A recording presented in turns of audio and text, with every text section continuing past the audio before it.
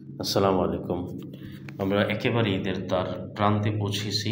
তো ঈদের সময় সুন্নাহ নিয়ম হচ্ছে রাসূলুল্লাহ সাল্লাল্লাহু আলাইহি সাল্লাম এবং সাহাবাগণ একে অপরকে একটি দোয়া বলে একটি দোয়ার মাধ্যমে সম্বোধন করতেন, যেটা সুন্নাহ অনুযায়ী হয়।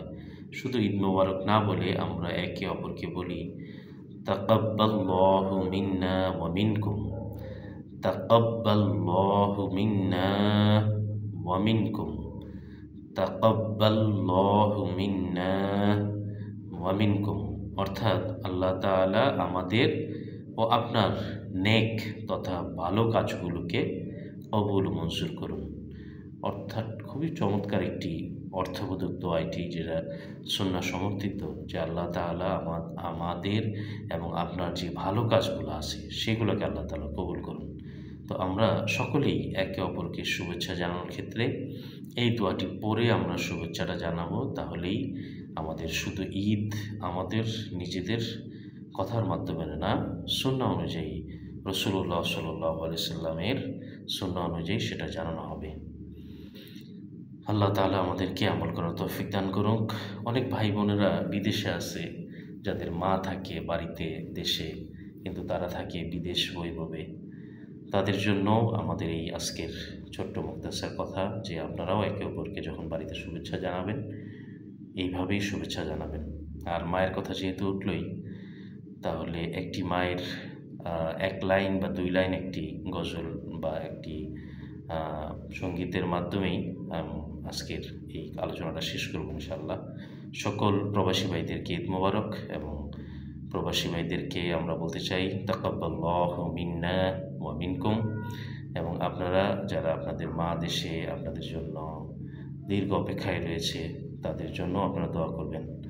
আসলে মায়ের এই কষ্ট, সেটা বেদনা, অত্যন্ত বেদনাদায়ক। সন্তান যখন বাইরে থাকে, মা যখন দেশে থাকে, অথবা সন্তান যখন মাকে ফিল করে। মাগো তোমার মতো লয় না কেহ, আমায় বুকে টানি,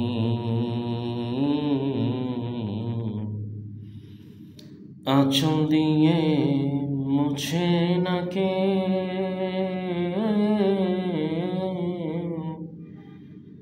আঁচল দিয়ে মুছে না কে আমার চোখের পানি।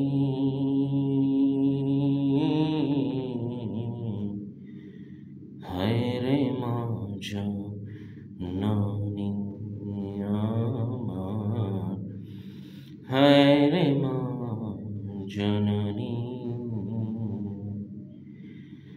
হায় রে মা জননী আমার, হায় রে মা জননী।